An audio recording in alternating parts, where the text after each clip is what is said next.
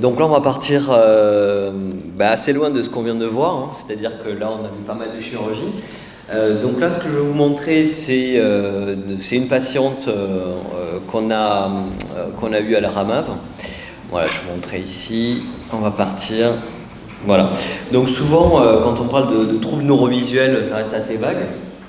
L'idée c'est que quand un patient vient me voir pour un 5e changement de lunettes, un 3e changement d'ophtalmo parce qu'il ne voit pas malgré un 10/10e, c'est peut-être qu'il faut se poser la question de est-ce que c'est pas le cerveau.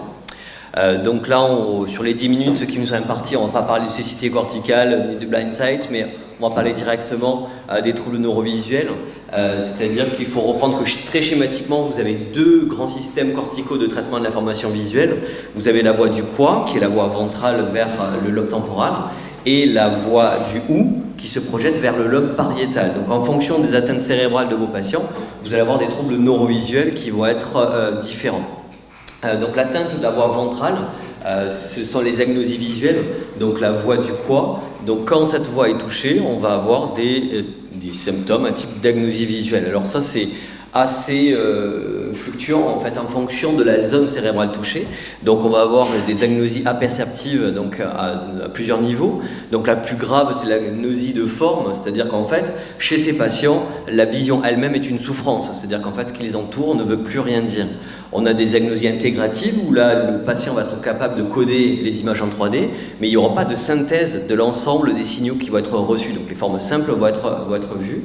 On va avoir des agnosies parfois de transformation où vous pouvez présenter une paire de lunettes sur un angle normal, elles vont être reconnues, vous les mettez à 90 degrés, le patient ne va plus reconnaître la paire de lunettes. On va avoir des agnosies associatives, là on est encore à un niveau supérieur. L'objet est bien analysé, mais là il n'est plus reconnu, le patient ne sait plus à quoi ça sert. L'aphasie optique, l'objet est reconnu, mais le patient ne peut plus citer le nom. Vous voyez là, on monte dans le système de traitement du signal. Et puis on peut avoir des alexies, le patient reconnaît les objets mais ne peut plus lire. Parfois on a une patiente qui n'arrivait plus à lire certaines polices de caractères. Donc c'est assez troublant pour les patients parce que c'est pas une question de taille des lettres, c'est une question de police. Et il y a l'histoire d'une patiente qui le premier signe de sa neurodégénérescence était qu'elle ne pouvait plus lire la musique. Elle arrivait très bien à lire tout ce qu'elle voulait, par contre elle n'arrivait plus à lire une partition de musique. Donc après ça s'est aggravé par une alexie globale puis une agnosie plus globale. La prosopagnosie, c'est l'incapacité de reconnaître un visage. Voilà, donc tout ça, vous voyez qu'en fonction des zones du cerveau touchées, vous allez avoir des symptômes très très fluctuants. Donc là, c'est pour vous montrer, alors je suis absolument désolé, il y a un décalage entre le son et l'image, mais ça c'est une patiente qui était en rééducation à la Ramave, pour vous montrer en fait c'est une patiente qui avait une acuité visuelle qui n'était pas trop mauvaise encore, mais par contre vous allez voir qu'elle a de très gros troubles neurovisuels. Donc là c'est une agnosie visuelle, donc là elle a repéré le gobelet. Voilà, là on voit qu'elle le cherche, un filtre. Voilà, elle ne reconnaît pas du tout. Je vais vous le montrer sous un autre angle. Regardez ça. Vous voyez ce que c'est? Voilà, alors parfois elle le perd, hein, parce qu'elle a aussi d'autres problèmes, d'exploration de l'espace, cette patiente. Vous savez ce que c'est? Mais attendez avec les deux mains. Allez-y avec l'autre main. Oui. C'est très bien. Ok. Voilà, donc là on est sur en fait des difficultés d'exploration mais de reconnaissance surtout dans ce cas-là. Et puis on a l'atteinte de la voie dorsale, c'est la voie du ou, hein, donc c'est tous les troubles visuospatiaux. Donc là évidemment c'est multiple, on a des troubles de la coordination visio-motrice, ce qu'on appelle l'ataxie optique. L'ataxie optique c'est tout simplement quelqu'un qui ne va pas réussir à saisir un objet avec la vision. On va avoir des troubles de la stratégie d'exploration visuelle, ce qu'on appelle l'apraxie optique. On voit que cette patiente qui avait vraiment des gros problèmes d'exploration de l'espace, la simultagnosie, c'est tout simplement l'incapacité, sur une scène avec plusieurs objets, de faire sens avec tous les objets visuels. Souvent, le patient va se contenter d'un détail et ne va pas pouvoir explorer toute la scène. Et puis bien sûr tous les signes de négligence spatiale unilatérale, ce qu'on appelait avant les héminégligences. Ça c'est assez spectaculaire quand on les a en rééducation. C'est extrêmement compliqué de faire prendre conscience du champ visuel qui est éteint. Alors pour vous montrer le syndrome de Balint, donc là nous la plupart des syndromes de Balint qu'on a nous à la clinique, ce sont des syndromes de Benson. Le syndrome de Benson sont des démences visuelles, ce sont des patients Alzheimer ou d'autres maladies neurodégénératives, et en fait c'est le cortex occipital qui va dégénérer. En fait c'est un Alzheimer focal, ce qu'on appelle les démences focales, et c'est très troublant parce que ce sont des Alzheimer qui ont une bonne mémoire au départ, qui ont une bonne, en fait, vous pouvez tout à fait interagir avec eux, sauf qu'au niveau visuel, ils peuvent être totalement déments. C'est-à-dire en fait c'est des patients pour qui l'environnement ne veut plus rien dire. Donc le syndrome de Balint, ça prouve qu'il y a des lésions bilatérales, donc des jonctions pariéto-occipitales, je vais vous en montrer les symptômes, et ça va regrouper la quasi-totalité de tout ce qu'on peut voir au niveau neurovisuel, au niveau visio-spatial. En fait, c'est très troublant parce que c'est des patients qui ont un comportement d'aveugle quand le syndrome est complet, mais avec un champ visuel qui est utile et une bonne acuité visuelle. C'est ça qui est extrêmement troublant. C'est des patients qui peuvent avoir une très bonne acuité visuelle, mais qui ne peuvent pas se servir de leur vision, tout simplement parce que ce sont les aires associatives qui sont touchées.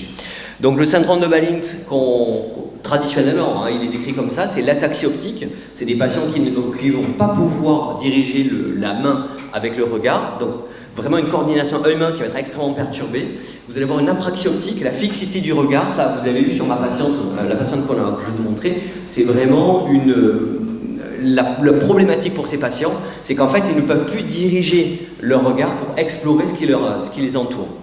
Et la simultagnosie, encore une fois, c'est l'incapacité à percevoir plusieurs attributs d'un objet.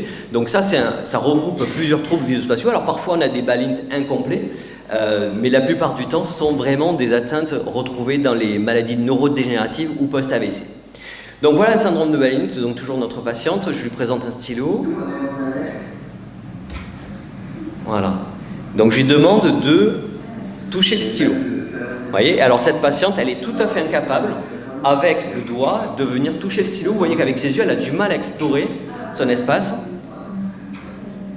Voilà. Et là, la patiente est tout à fait incapable de tout l'avoir. Là, elle l'a perdu, donc je suis obligé de toucher le stylo. Elle a du mal à explorer, donc vous voyez, la vision est douloureuse pour ces patients. Elle est vraiment très en souffrance. Voilà, donc on va... Voilà. Donc l'apraxie optique, ça c'est aussi assez... Donc je lui remontre le gobelet. Voilà, et alors ce qu'il y a de très intéressant, là elle me dit ce sont des lettres. Alors pourquoi elle me dit ça? C'est parce que derrière mon dos, à 5 mètres, vous avez l'échelle de lecture. Donc cette patiente, je lui montre un objet qui est pile devant elle, et elle va regarder les lettres qui sont 5 mètres derrière. Donc c'est des troubles sévères de l'exploration du champ visuel qui sont caractéristiques d'un syndrome de Balint. Voilà, donc là, pareil. Qu'est-ce que c'est ça? Donc voilà, ça c'est le stylo. Voilà, et de nouveau, elle a du mal à le repérer. Donc on le bouge, elle va le repérer. Il y a ça aussi dont on va se servir en rééducation, c'est-à-dire que vous allez voir la reconnaissance avec l'œil et la reconnaissance avec la main. Donc là, de nouveau, elle a beaucoup de mal à reconnaître. Voilà, vous voyez le regard fixe là, vous voyez les grosses difficultés d'exploration. Elle va bouger un petit peu. Vous pourriez dire à quoi ça sert? Bon, c'est un peu décalé avec la vidéo. Prenez-le. Prenez-le, touchez avec votre main. Essayez de toucher. Voilà, on va avancer un peu. Ça sert à quoi? Donc là, on est un peu en retard, mais vous allez voir qu'en fait, elle va prendre la télécommande. En fait, elle va explorer, et quand elle va toucher la télécommande, elle va la reconnaître. Parce que la forme, elle l'a en mémoire. C'est en fait la fonction visuelle qui ne fonctionne plus. Alors ça, c'est un exemple aussi qui est assez surprenant. Je montre un objet très petit. C'est très petit. Et alors, elle m'a dit, il y a du bleu. Ce qui est assez exceptionnel, c'est que en fait, bon, elle a tout. Elle a une apraxie optique, elle a une agnosie visuelle à un stade assez avancé. Et ce qui est très étonnant dans ces maladies, et là, notamment les syndromes de Benson, c'est que en fait, la vision des couleurs est très longtemps préservée. Et on va s'en servir, nous, en rééducation, pour marquer les objets, marquer notamment les couverts, en fait, puisque la couleur, c'est quelque chose qui vraiment est très conservé dans ces maladies-là. Donc les négligences spatiales unilatérales, vraiment on n'a pas le temps d'en parler. Très clairement, c'est quelque chose qui est très difficile à rééduquer, puisque vraiment c'est pas une hémianopsie latérale homonyme, mais c'est vraiment la négligence d'un hémisphère visuel dans les accidents de l'hémisphère mineur, hémisphère droit la plupart du temps. Donc méfiance sur les HLH gauche, voir si en fait c'est pas une héminégligence. Donc ces patients effectivement sont extrêmement difficiles à rééduquer, mais il y a des choses à faire. Donc on fait donc à la RAMAV un bilan d'évaluation sur une journée où on va évaluer vraiment le patient au niveau neurovisuel. Est-ce qu'il est plutôt spatial, est-ce qu'il est plutôt agnosique, est-ce qu'il est mixte, etc. La plupart du temps ce sont des patients mixtes. Donc on les évalue sur la journée et on essaye de voir si on peut leur proposer un bilan, une rééducation au sein de la RAMAV avec tous les professionnels, que ce soit les ergothérapeutes, les orthoptistes, en psychomotricité, les instructeurs en locaux, etc. Les grands axes de rééducation, vous l'avez vu tout à l'heure, c'est-à-dire que la patiente ne reconnaît pas l'objet, mais par contre, quand elle va tenir l'objet dans sa main, elle va le reconnaître. Donc c'est ce qu'on appelle la méthode du regard visio-tactile. On a essayé de reconnecter la voie occipito-temporale pour que le patient puisse reconnaître les objets. Donc exercice de visualisation, d'organisation spatiale. Et en fait, ce qu'on voit avec ces maladies-là, parce que c'est vrai que nous, on s'aide beaucoup de la vision pour reconnaître, bien évidemment, mais en fait, ces patients doivent verbaliser. Je les fais parler à haute voix, les régulateurs les font parler à haute voix pour décrire ce qu'ils sont en train de faire. Et ça, la verbalisation sur ces syndromes-là, c'est très important. Le regard visio-tactile, travail d'exploration en orthopsie, bien évidemment, la sécurisation des déplacements, c'est des patients qui peuvent se perdre à l'intérieur de leur propre maison, puisque vraiment, c'est des malades qui sont très perturbés au niveau visio-spatial.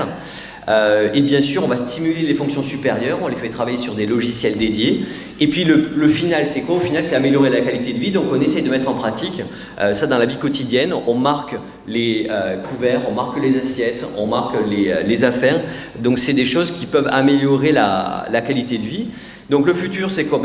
On travaille pas mal sur les jeux sérieux en ce moment. On essaie de développer des jeux sérieux adaptés à ces pathologies pour améliorer la stimulation sensorielle. Et là, on travaille sur la réalité virtuelle qui, en fait, nous semble être très très utile aussi pour ce type de maladie, mais pour tout déficit visuel, où en fait, on peut simuler n'importe quel type d'environnement. Donc là, voilà, c'est un salon par exemple. Et donc c'est vrai que pour la mise en sécurité de ces patients-là, qui sont extrêmement perturbés et gênés au niveau spatial, ça nous semble très très intéressant. Merci beaucoup.